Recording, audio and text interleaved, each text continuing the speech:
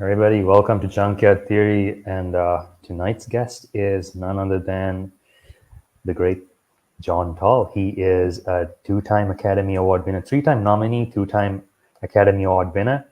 He's also a two-time Primetime Emmy Award nominee, and he's worked on a massive range of movies. I'm not even gonna go into the titles. Everything's been marketed on our posts, so you guys know who he is. John, thank you so much for joining, and Aiboan.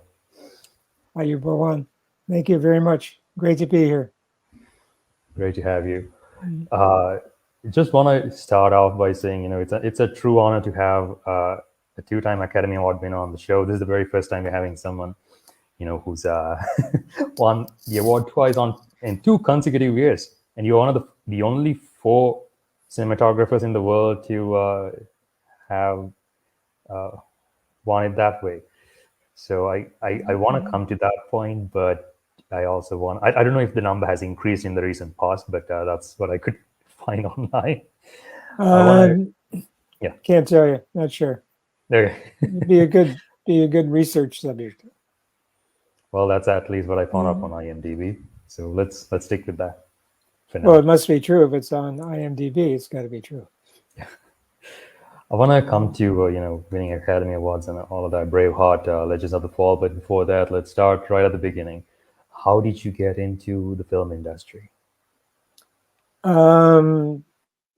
Very indirectly, and I grew up in Cleveland, Ohio, which is in the middle of the country, the Midwest. And when I was 19, I decided to. I was not attending university.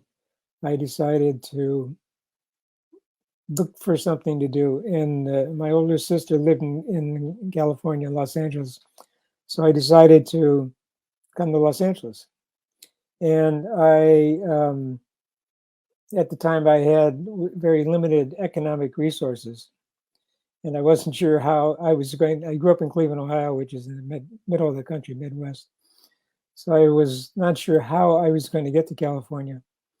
But this is in the early 1960s, and at that time, people used to drive back and forth from the East Coast to California seasonally during the warmer, the colder months in the Midwest, warmer months in California, and people who would make this drive would put ads in newspapers, take riders to California. They would take riders with them to California if you shared the gas. So that was sort of the most economical way to get from the eastern part of the country to California. So I answered an ad in a newspaper, and this is in Cleveland, Ohio. And this person said, "Okay, I'm leaving on Friday night. Come to my house, and we're going to drive to California." So I drove to this person's house. I didn't know him. I had no idea who he was. And there were 2 other people there who were also going to ride. So 4 of us got into this 1962 Chevy convertible and from Cleveland, Ohio, and drove to LA nonstop. We took turns driving, and which is unheard of today. I mean, you would never do this today because you would never take that risk. But this is like 1962, so it was much more common and safer to do it at that time. So I drove to California from Los Angeles, from Cleveland, Ohio. We drove nonstop, never stopped, take turns driving. And we made it like in 48 hours, and which was quite an adventure. So that's how I came to California, with no idea what I was going to do when I got here. And although I did have my sister lived here, so there was some protection, insulation. It wasn't like completely on my own. But I got a job and proceeded to work here, stayed working for a while. And my sister was married to a person who worked in the film industry. He was a production manager. So I eventually acquired a job working as a PA at a documentary film company. And while I was attending, I started going to college, university in LA. working part-time at this documentary film company. And as a PA, I got involved with the documentary crews. I had always been interested in photography. I started to learn about 16 millimeter film cameras and eventually became a camera assistant and then worked my way through the system as a camera assistant, camera operator, and eventually director of photography. Quite a journey. Yeah, and it was great fun. And the fact that I had not been exposed to filmmaking at all until that time. And then it was all sort of brand new to me. And I was a sponge, and it was great. And the idea of sort of the flexibility and sort of loose character of documentary filmmaking really appealed to me. And I think that sort of I never quite got out of that mode in terms of when I started working in other types of filmmaking. Sort of that stylistic mode was always what influenced my approach to the work as as opposed to a more rigid, organized approach. I always enjoyed the fluidity and the sort of the spontaneity of documentary filmmaking. That's a very interesting part element that you mentioned, because most of the cinematographers that I've had on the show, they are very meticulous in their prep. So I'm pretty sure you prep as well. But your approach is, like you say, you come from a documentary film background and you like the whole fluidity and the spontaneity of the situation. So talk to me a little bit about how you prep for a movie. What's it like? Well, every film is different, and it's completely dependent on the people you're working with. And for cinematographers, that means a director. So you need to be flexible in your approach to the work.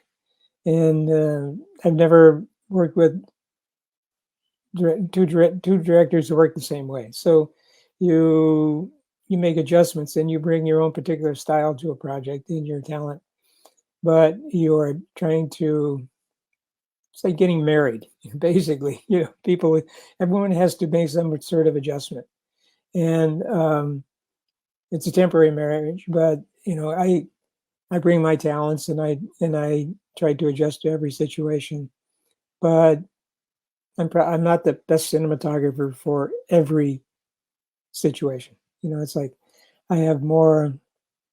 I can contribute more in some situations than I can in others, and I think that it's vitally important that everyone understand sort of the nature of those talents in that relationship before getting involved in a project. And I think that's something that you try to explain and determine when you first meet a director in an interview. The process is basically, if a director is looking for a cinematographer and he's not quite sure who that cinematographer or director, they might not be sure who that cinematographer is, then they'll meet a number of people, and you go through an interview process. And during the interview process, everyone tries to determine what that working relationship would be and what the contribution of a cinematographer could be to a particular project. So hopefully within that interview process, everyone has a good understanding of the various approach individuals might take and what can be expected in terms of the working relationship. And it's like applying for a job. It's like everyone tries to figure out if that applicant is the best person for the job, and it's no different in the film business. That's what happens when directors who are looking for a cinematographer, they interview a lot of people, and they, based on a lot of factors, a person's work history and their visual style is one of them. But that's sort of the process. And what was the question? That you kind of did answer it in a certain way, but I was more inclined to ask about the preparation process.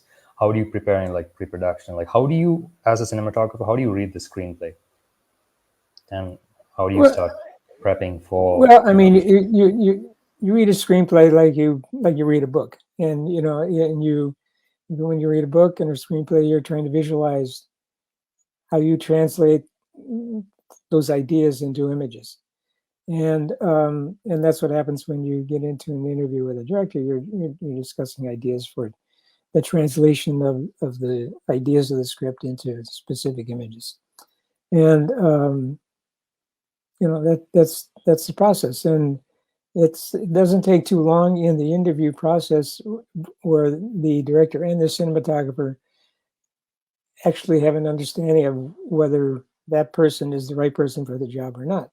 And when it goes well, you sort of get a sense of that very early on in the process, and you get excited about the collaboration and the participation.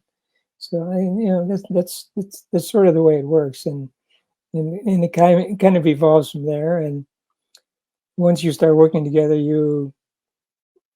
it either gets better or not, and you really figure out how to make that collaboration, make the most of the collaboration that you can. And every situation is different, and sometimes the collaboration works wonderfully well, and sometimes you just need to work your way through it.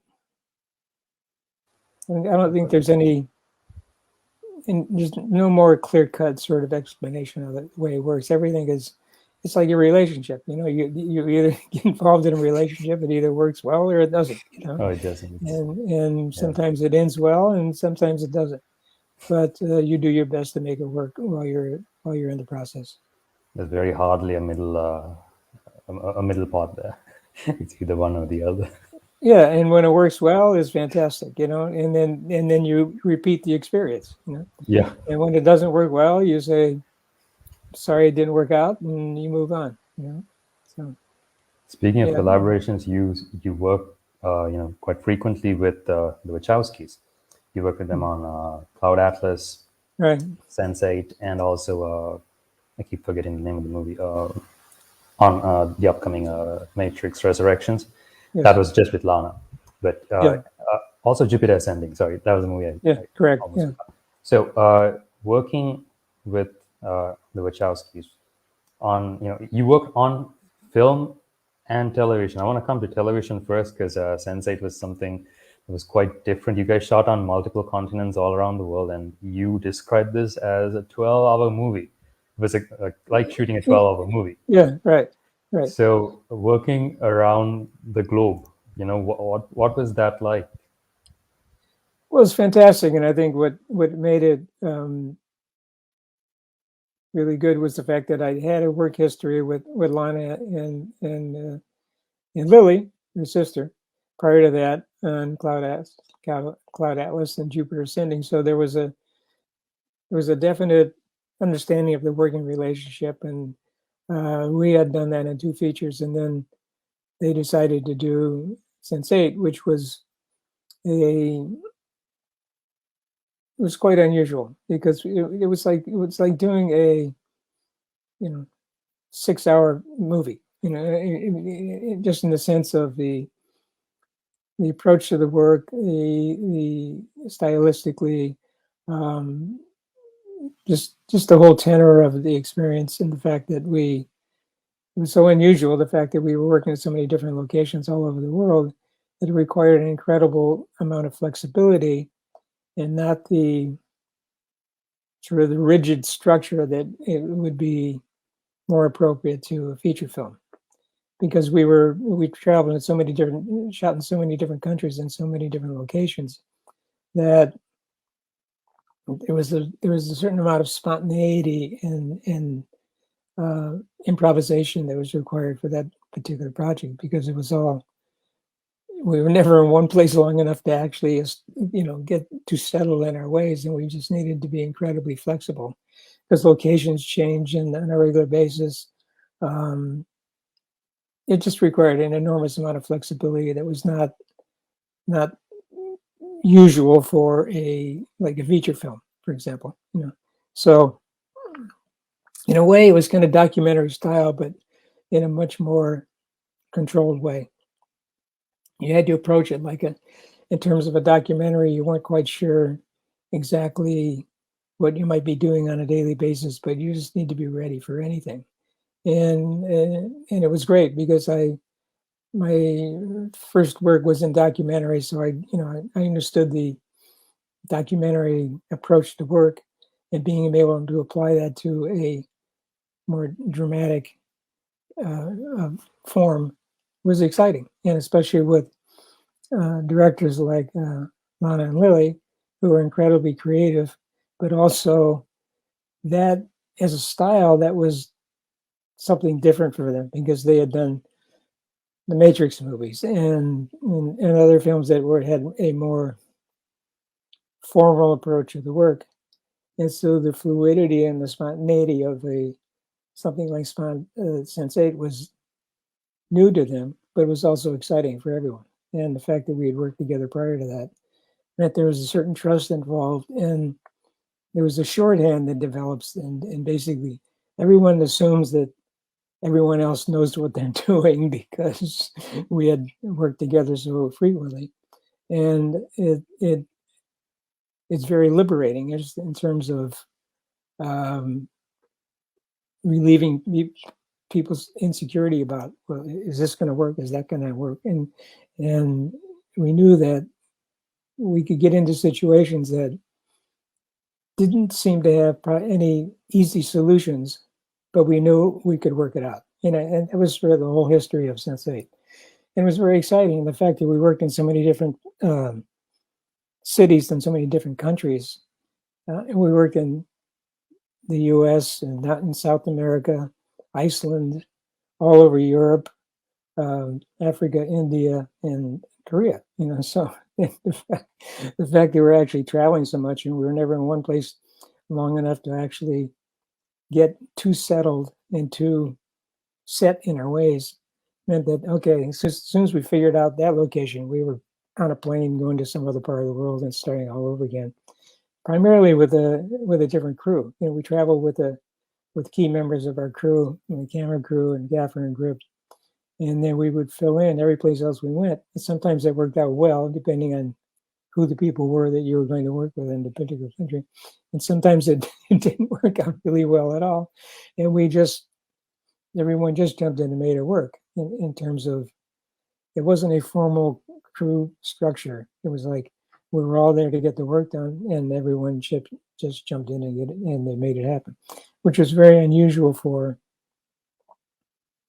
that level of filmmaking, because I had done a lot of feature films and other types of films, but in terms of the resources that were being committed to the project and the fluidity of the production approach were not quite sort of normal procedure. But because everyone had worked together as frequently as we had, we just made it work, and it was incredibly exciting and cool and creative. I was really glad when Netflix, picked it up picked the final season up to kind of like conclude the whole series. Like you said, fans kind of made it happen, and that was amazing. And I think that was, I think the sort of popular demand had something to do with it, because it definitely had a core audience. Everyone wanted to know what happened. It was sort of like we shot the second season, and then all of a sudden there was not going to be another third season. And so that's when the finale came into existence, because the audience wanted to tie up all the loose ends and see what happened, so, and it was great. And then the entire cast got back together for the finale, and it all wound up in the same place at the same time in the Eiffel Tower, and for the wedding ceremony. And it was fantastic, and it was great, and it was great fun. I've never had more fun working on a project, and we had a good time. Just a great group of people, and it was cool. It was like being in the circus. It's like in a traveling circus, and everybody showed up, and there was a definite overlap of responsibilities, and because sometimes we didn't have enough people doing enough of enough jobs to make things work, and everyone would jump in, and it was like a traveling circus, and everybody jumped in, and like the ringmaster would he might be driving a truck. It's like, so it was cool. I mean, it was a great experience. Wearing And multiple hats, right? yeah, correct. Yeah. We needed an incredible amount of flexibility, but because we'd all worked together on another project, there was a definite level of trust, and we knew that in creativity, we knew that we could get it done. We just needed to jump in and do it. So it was fun, and it was a different type of filmmaking, but an enormous amount of fun. You were also executive producer on Sense8, and Well, I got the credit. I was the director of photography, but okay, in a way, I was a producer because just the logistics in in pulling together the all the elements of a production and being you become a consultant because you're trying to figure out a way. You're working with a producer trying to figure out how you're going to what you're going to do when you move from Mumbai to Seoul, Korea, in terms of a crew and how that works out. So, so I got the title of a producer, but it was more of a sort of a production responsibility in terms of gotcha. just pulling all the elements together and making it work. So more of a technical production management side of thing stuff Yeah, rather you're than the right. creative Correct. aspect. Yeah. Okay, gotcha. Uh, Having shot in so many locations now, this is a question that I've asked like previous other people as well. The country tone kind of changes with where the country is located on the globe, and if it's kind of like close to the equator, like it becomes a little bit harsher, like the sunlight I'm talking about, and all that. So, having had that particular look you guys want for a film in mind, how do you balance out the country tone as a cinematographer if you are shooting outdoors especially? Well, exterior location shooting. Exterior cinematography is completely dependent on the location, where you are, and you need to take advantage of time of day, atmosphere, and exterior shooting is completely dependent on the qualities that the location offers you. So you take advantage of the opportunities that are there, trying to impose a predetermined look on that particular location. So exterior shooting is all about taking advantage of what's there as opposed to trying to control or manipulate light and all of the factors are going to influence the look of the film as cinematography. So it's taking advantage of what's offered as opposed to trying to impose a predetermined look on, especially on exterior environments, because you can't really do it no matter what. If you can have all the resources and all the money in the world, but you can't change an exterior environment to look if it's a cloudy day, you can't turn it into a sunny day, no matter how much money or resources you want to spend doing it. So you adjust to By what's look, I kind of there. meant more along the lines of the color grade. So does that Well, factor in anyway? it's all the same thing. I mean, you can't turn an overcast day into a sunny day in a color grading room. You basically you either, if you need a sunny day, then you go home and you wait for a sunny day, or you shoot it as a cloudy day and you make it look the best you can, and that's what you live with. And on Sense8, we didn't have the flexibility of going home and waiting for the correct light. So we shot. It was sort of in a sense, it was like documentary shooting, and you took advantage of what was there and you made the most of it. It was just a question of how you approached what was offered as opposed to trying to change what was offered into some predetermined idea. So it's taking advantage of the opportunities that are presented to you as opposed to trying to impose a certain look or a feeling on what that is and what's offered. You just you kind of go with it. It's in a way it was, and that's my documentary experience was very useful.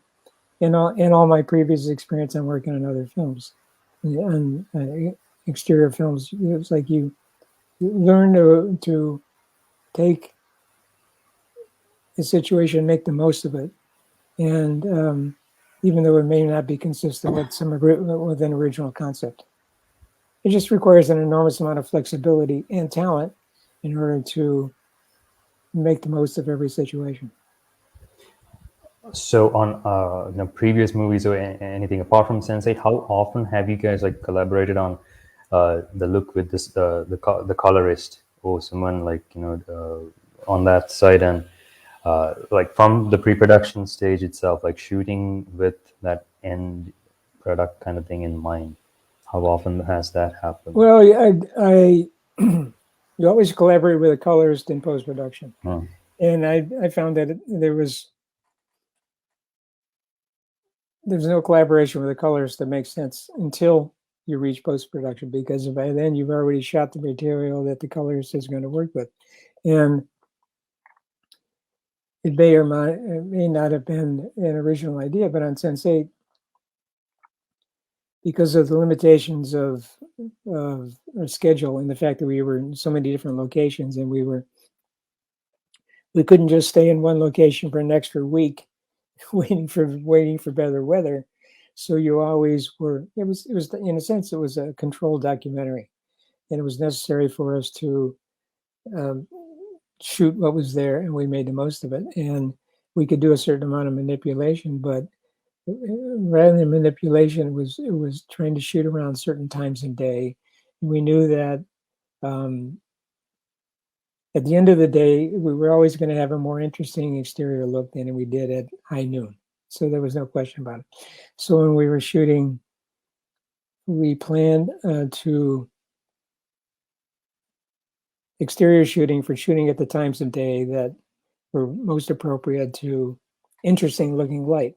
And if it was going to be interesting late sunlight, that would be great. If it wasn't going to be sunlight, it was going to be, even if it was overcast light, chances are it was going to be more interesting than it would look like in the middle of the day. So you plan your shooting around the time of day, and that's the most control you have in exterior shooting, is what time of day you actually plan to shoot a certain location. And it's very location dependent, and you scout locations and you determine, we're going to shoot this location in the morning, we're going to shoot this in the middle of the day, or we're going to shoot this location at the end of the day. And that's how you control the look, more than trying to just show up at a location and trying to use your equipment to control the look or the lighting. You take advantage of what nature offers you, as opposed to trying to change nature. Yeah. I mean, that's the whole secret to exterior shooting. Essentially, you're living in the moment and working with it rather than against it. No, that's it, exactly. And then everyone needs to be on board with that idea, like especially a director. And that's when I first started working with Lana, and really, all their previous work had been like studio work, The Matrix and all the work they had done in Europe prior to that. So exterior shooting for them was sort of a different experience, and that's actually how I wound up on the film, which was Cloud Atlas, because there was a lot of exterior shooting in Cloud Atlas, and it'd been a while since they'd shot exterior shooting, and they'd been shooting in Berlin on a lot of different films, and it was in studio work, and it was all control. And so all of a sudden they were confronted with a movie that was a huge amount of exterior shooting, and the control was not control is sort of the antithesis to exterior shooting. You can't control nature. Basically, you live with nature. You go with the flow, and that was my approach to the work in all my previous experience. And that's why I wound up on Cloud Atlas, because there was so much exterior shooting. We had boats, we had forests, we had huge variety of work, and that was the approach to Cloud Atlas, and it was good. It was a different experience for Wachowskis, but all of a sudden it was kind of like liberating. It's like, oh yeah, we can do that without being encumbered with a huge amount of resources or expense. It's like just you figured out how to take advantage of natural light and natural conditions. And because my experience, both my early documentary experience and films like Legends of the Fall and Wind, and even Braveheart to some extent, were based on being able to shoot that way. So it was something that I was very familiar with. And so it was interesting getting together with Lana and Lily because it was kind of like a new idea to them, and it was liberating for them. It's like all of a sudden it's like, hey, you can do that. It was great. It's fantastic. And it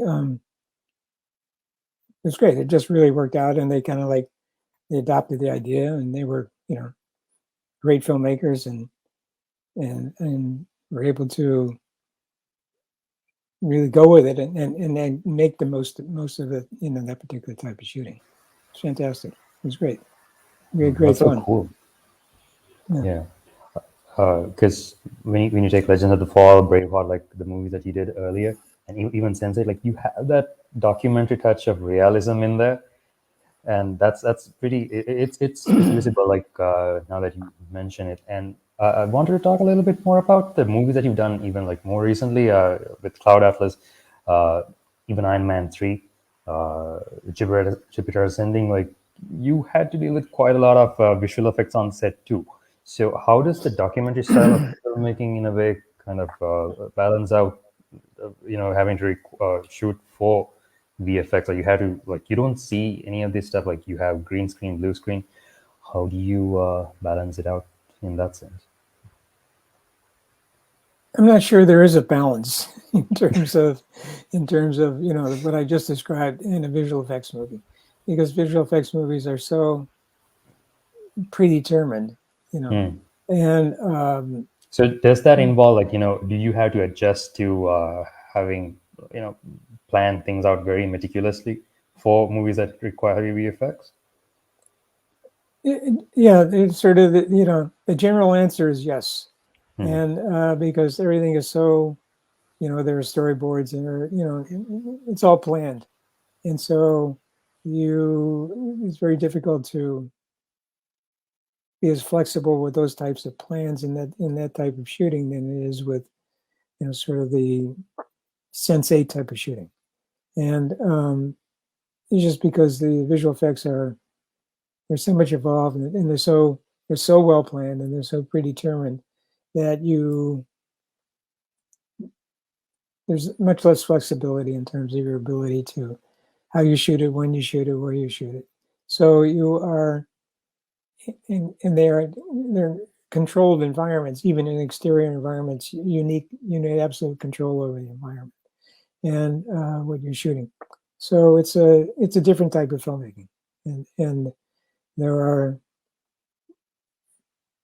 some people who are expert at that type of filmmaking, and there are people who aren't.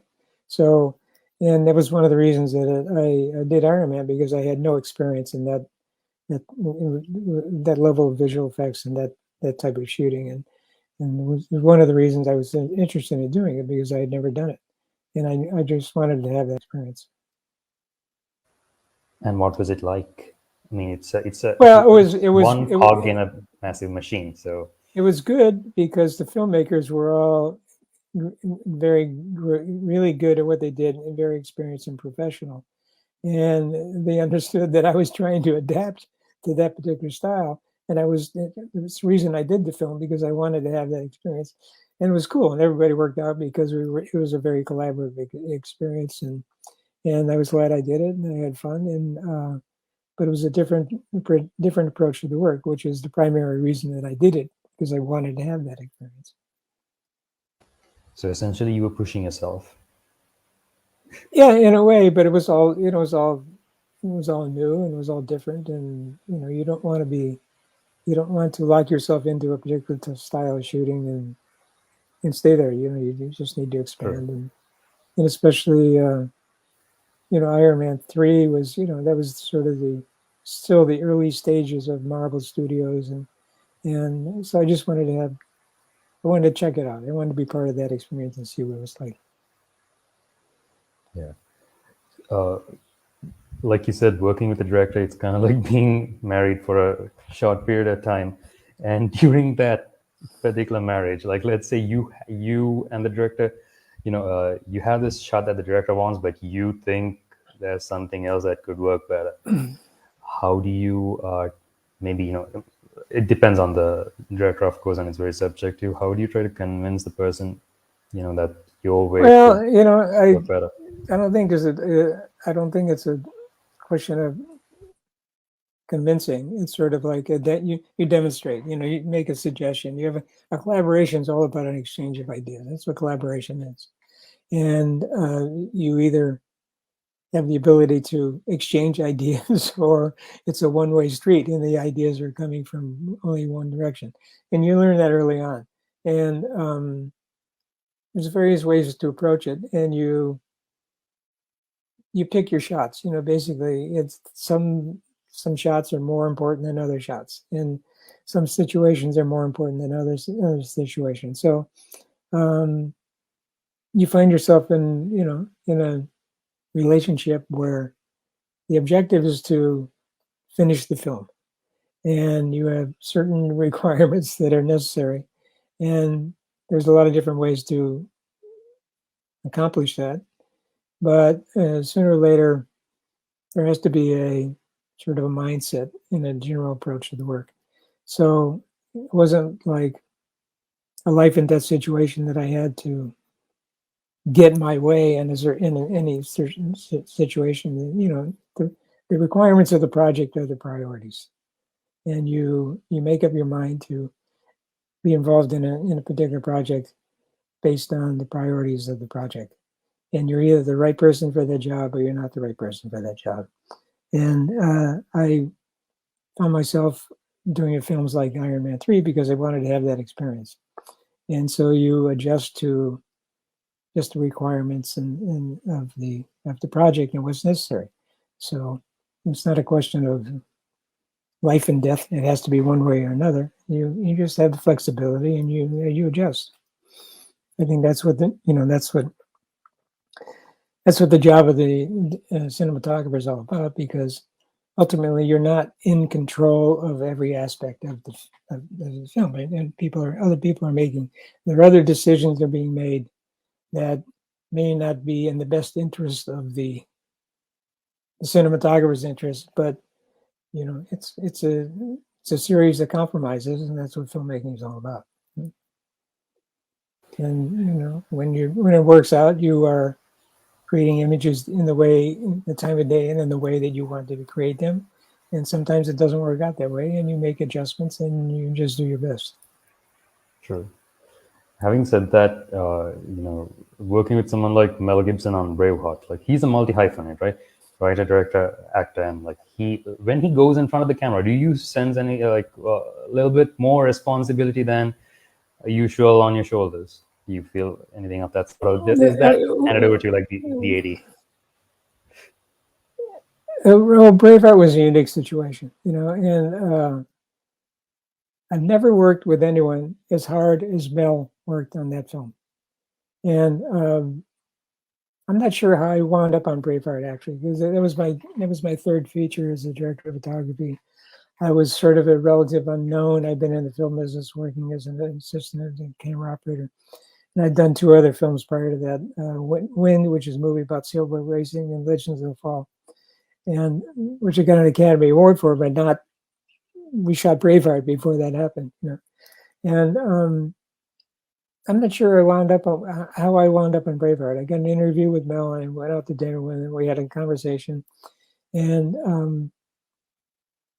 I understood what he wanted to do in terms of Braveheart. Just the sense of reality and being in a certain time and place, and I got it. I really understood it, and I wasn't quite sure how to go about photographing it, but I understood the objectives, and which is how I wound up in the film, because I was sort of a relative unknown, and no one could believe that Mel was going to hire a relative unknown director of photography for that particular picture, because the scope and size of the picture was massive. It was like a big movie when it got produced. And when he hired me as the director of photography, everyone said, John Toll, who's John Toll? And I was surprised that I actually got it. But when I met Mel, we got along very well in an interview, and I had an innate sense of what he wanted to do, how he wanted to go about doing it in terms of the naturalism. And so I wound up on the movie. But that was the general approach to the film in terms of trying to take advantage of time of day and how we were going to shoot the battles. And I just had a real understanding of what he wanted to accomplish, and how I could go about supporting that. And that was sort of the whole story of the film. And we had some surprises along the way, but it was all about the collaboration. It was always an incredibly good collaboration, and he was like the hardest working person that I'd ever worked with in a film, because he was producing, directing, and starring in the movie, and the ability for him to be thinking about all that at the same time was just unbelievable. It was amazing. It was an incredible experience. It was great. Talk to me a little bit about shooting those battle scenes, because you have so many extras, and then you have like the key players around, and like I think you covered this from like different angles, right? Like at the same time, multiple cameras.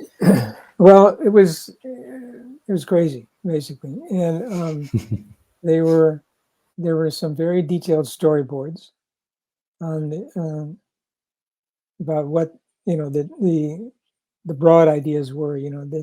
That not every single shot was storyboarded, but we had storyboards that basically described sort of the arc of the battle. And we were blessed with an incredible assistant director. And his name was David Tomlin. And he was a very well-known English first assistant director who had done big films. He'd worked with Stanley Kubrick and a few films. Had done Gandhi, which had a scene that had 1 million extras in it, the funeral scene. And David was incredibly talented and professional filmmaker.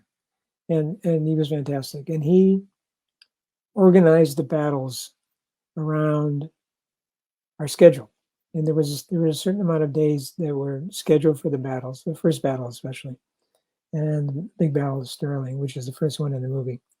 And without his sense of organization, we never would have been able to pull it off. There were very detailed storyboards. Mel knew what he wanted to see.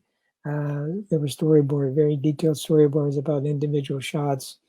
But in terms of organizing that scale, it was completely dependent on the organization, not the objectives. It's like the objectives was great. We knew what we wanted to do. We knew what we wanted to see. We knew what the shots wanted to be. But being able to organize 500 to 1,000 extras on a day, being able to do it in a way that's conducive to efficient filmmaking was quite an accomplishment. And David Tomlin was able to do it based on his experience. And so it was a collaboration between the director, the first AD, and the cinematographer that made those battle scenes possible. And looking at the storyboards, I worked with Mel. I knew what we wanted to shoot, but actually organizing and making it possible was completely dependent on the first AD. And the fact we had such an incredibly talented and experienced first AD was the only thing that made it possible, because we could have the best intentions of the world, but if there is no one there to organize all that activity, then you're dead, and there's no most talented cinematographer or the director in the world cannot pull all those elements together in a way that creates cohesive filmmaking without someone there to organize it.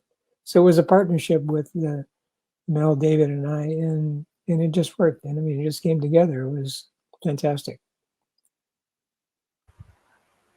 Having organized all of that, and then you have multiple camera operators, covering various angles of the battle and various what do you call instances. So how do you, like, whenever you are not behind camera, like you don't have control of it. How do you direct the operators like on a Well, massive scene like that? well, my previous experience before I became a director of photography, I worked as a camera operator quite extensively, and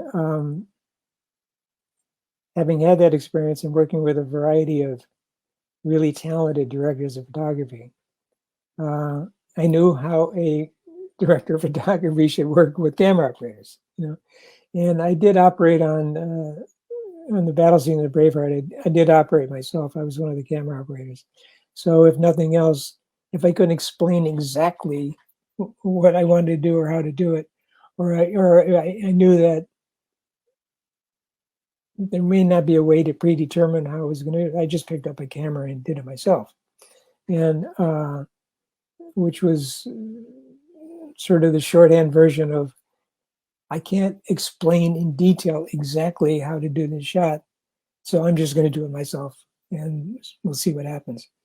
And so I operated quite a bit during the first battle in Braveheart, the Battle of Stirling, and it was, it was an incredible experience. It was great. And like in the horse charge, there's the scene in the horse charge where the horses run into the Scots, and the Scots have their wooden spears, and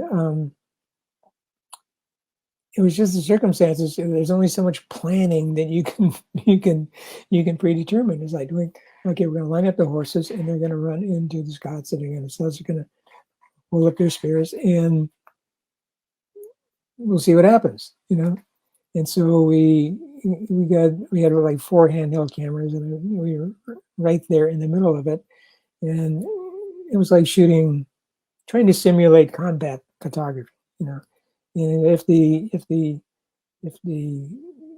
photographers were in the front lines with the troops, and that was sort of the concept, and so we got as close to the action as possible, and that particular sequence in the film is still pretty impressive, and I still look at it and say, how did we manage to do that? And number one, get the shots, not get anyone injured, and pull it off. And it was just the camera became a participant in the battle, and that was the only concept. Was like, we want to give you so close to the action that you feel like you are a participant. The audience wanted to feel like a participant, and the only way to do that was to make the camera a participant, and the camera operator essentially as participants in the battle. And that was the concept. And it was like that particular part of that scene, the horse charge, was essentially documentary shooting, because we knew what the event was, we knew what we wanted to accomplish, but the details of making it happen was something that needed to happen spontaneously while the event was in progress.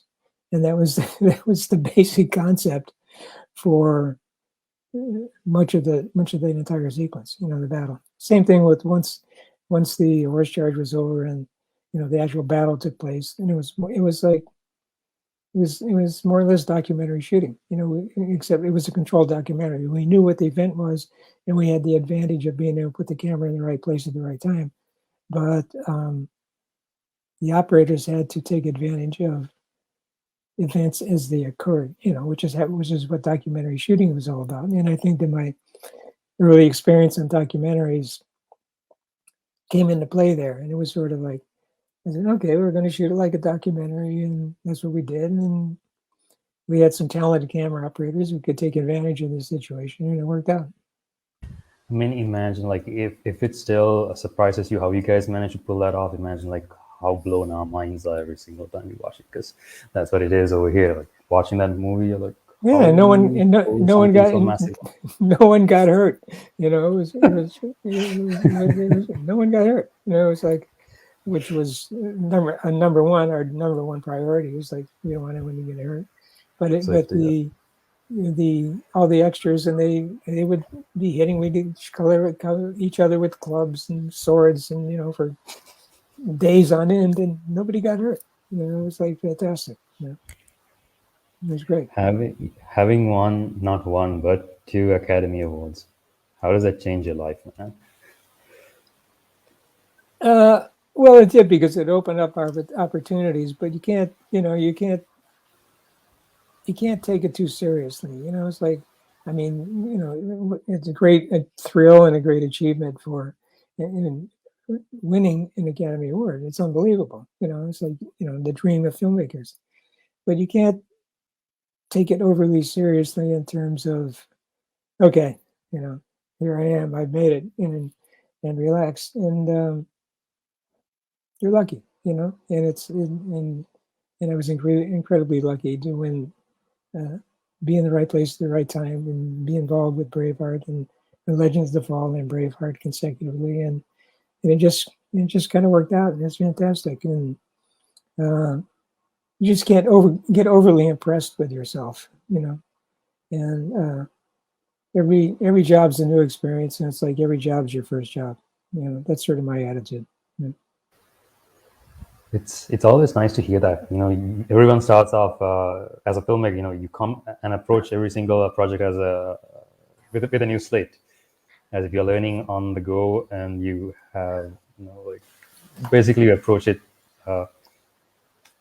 like Yeah, every job's your with an first empty job. cup. Yeah, exactly. Yeah, Exactly. every job's your first job, and it's because you're dealing with different personalities and different situations, and that's how you develop a creative attitude. Every job's your first job. Is there any skill that not necessarily from documentary filmmaking, but besides that, nothing like related to filmmaking, anything that's kind of helped you with cinematography, some other life skill? Not that I'm aware of. I always knew that I always had, as a child, I was always interested in photography. I always had like a Instamatic type camera. I've never had, serious 35 millimeter cameras. It was like, I was I always thought it was interesting to document events. And even, these might just be my friends at a party or something. And it was like, I always thought it was interesting to just get a camera and sort of document an event, not in the sense of a documentary. It was like, well, that's an interesting moment, and it'd be great to have a photograph of that. And there was always my sense of, I guess, photography. That's what it was for. There was, when I was a child, there's, Life magazine was a magazine about, about photographs. It was like photojournalism, and I always thought it was really interesting to see the photographs, and sort of like the Cartier-Bresson decisive moment, and how a still photograph could tell you was a story in itself. And there was always the idea of visual storytelling, and that was inspired by looking at still photographs, and that eventually sort of became motion pictures, and the idea, well, you got all these, it's a whole series of, you have 24 still photographs a second, and you can really tell stories that way. So it was all about telling stories with images, and that was always part of my sensibility, and that just sort of translated into documentary shooting and then feature films. I've heard your wife's side of the story when it came to how you guys met on Braveheart, but the whole husband-wife dynamic. What was that version? I'll send you the link to the Was episode. about a bar fight in Fort William, No, Scotland? she did Okay, not good. go into Then okay, good. Then we won't go into it either. that. But I really want to hear your side of the story. How we got together? Well, if you want to go into details of a bar fight, Well, be my guest. no, maybe not that much. Maybe not that detailed. But we met working on Braveheart, and she was doing Mel's makeup. And it was funny because we were in London. We were prepping. We prepped in London and shot in Scotland and Ireland. And we did a makeup test on Mel as his character in London. And that was the first day that I met Lois, because she was doing Mel's makeup. And so I was in the script. Mel's character was I was taking the script a little too literally, and in the script, Mill's character was like someone in his early 20s. That was the script. And so I was taking that a little too literally. And we did a makeup test on Mill, and it was the first day that I met Lois. And Mel was in his 40s. He didn't look like he was in his 20s. And I was kind of like, slightly nervous. I said, how are we going to make Mel look early? And, I was taking the script too literally. It's like, after a while, I said, forget about it. But it was the first makeup test, and I was taking it a little too literally. And so I approached Lois as Mel's makeup artist, and it was the first day that we met. I said, is there anything you can do with Mel around his eyes, to kind of make him look a little younger, And it's like, she didn't say anything, and she just looked at me like, are you crazy? It's like, but was too polite to say anything. And at the end of the day, she came up to me, and there was a little bottle about this big, and it had a label on it, and it said instant wrinkles. And I said, what's this? She says, well, those are the wrinkles, and I'm not going to use them anymore. So I wanted you to have them, So it was her English way of, subtle English way of telling me to fuck off, basically, And so I didn't really try to give her any more suggestions after that. But we became pretty good friends during the course of the movie. So That's the part that she mentioned. Such good friends that we became husband and wife not too long afterwards. Yeah. So that's what she mentioned. You guys are watching dailies, day in day. Yeah. Well, when the first place that we in the schedule, the first place we worked was in Scotland, which was the village. The early part of the movie in the village, and we were up in this place called Fort William, Scotland, and working long days. Pretty long days, and we had a projection room set up at a facility there. And because we were working such long days, and we would project the day's work, a couple of days' work in dailies. And so you were seeing projected film of the work in progress. And it was open to everyone in the group. Because we were working such long hours, not many people showed up. And Lois and I were people who showed up. And then once the schedule got underway, the attendance at the dailies sessions sort of fell off a bit. And after a while, it was just Lois and I and the film editor, Steve Rosenblum, who were sitting in this room watching the dailies. So, and by this time, we'd be at 10 o'clock at night. And I offered Lois a ride home to her hotel. And so we became, then we would stop and we'd have at the local pub and, have a little something to eat, and we became really good friends. And then after a while, we became more than friends. And by the end of the movie, we were a full blown couple. So and eventually got married a couple of years later. So it was, so funny things happen on films. And that was, and the fact that it was Braveheart, and the film was massively successful. We both got nominated for Academy Awards and both won Academy Awards. In fact, we met on the movie, dated, got married, and then both won Academy Awards was pretty phenomenal. So it was a great relationship. It was a good way to start a relationship. Short version of the story is, yes, it was a good relationship. You have a hell of a story. I really wanted to hear your side of it because I heard voices, but yeah. So do the stories coincide? Yeah. We got our you went into more detail.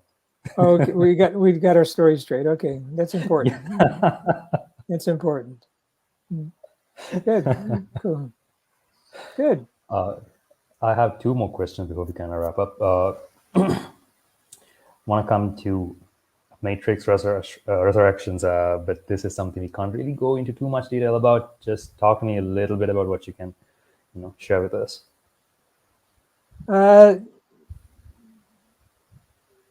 I know what the beginning of the movie is, and I know what the end of the movie is, and it's the middle part that I'm not I wasn't there, and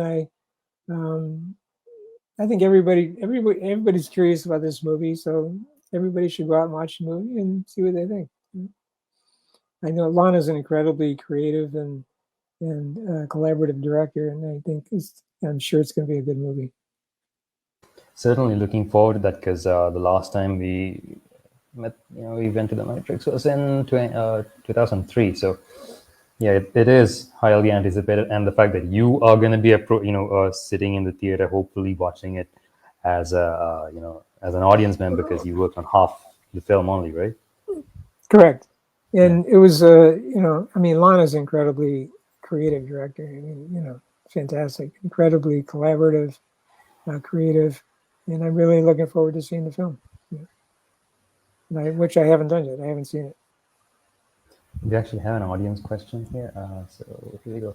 Hi, John. Love your work. Big fan of your lens work. So one question I have is on Cloud Atlas. The timeline in that movie happens between several years. How challenging was it to stay era relevant in terms of cinematography? Well, the Cloud Atlas is an interesting movie because it's 6 different stories and 6 different sets of characters.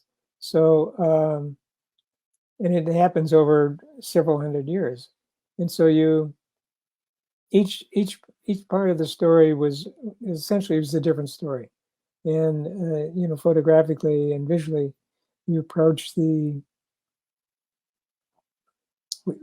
approach was we supported each segment of the story on its own, and it wasn't like how do we blend one story into another, and because the idea was that they were so separated in time and space that there didn't want to be an overlapping visual style that basically blended the stories, and just the storyline and characters and performance essentially was the blend. So it wasn't the visuals, and in fact we had meetings in prep where Frank Reby, who was the director of photography, who shot 3 of the stories, and I shot 3 of the stories as director of photography. We would have meetings where we were trying to figure out how are we going to blend the stories, and then we met with Tom Tykwer and Lana and Lily as the directors. How are we going to blend the stories? And it was like all of a sudden it was like, well, we don't want to blend the stories. The storyline of the characters are the blend, and it doesn't require a visual blend. So we just approach each story on its own, in its own unique, what supported that particular time and place, as opposed to trying to make a continuous blend of 6 different stories. So in a way, the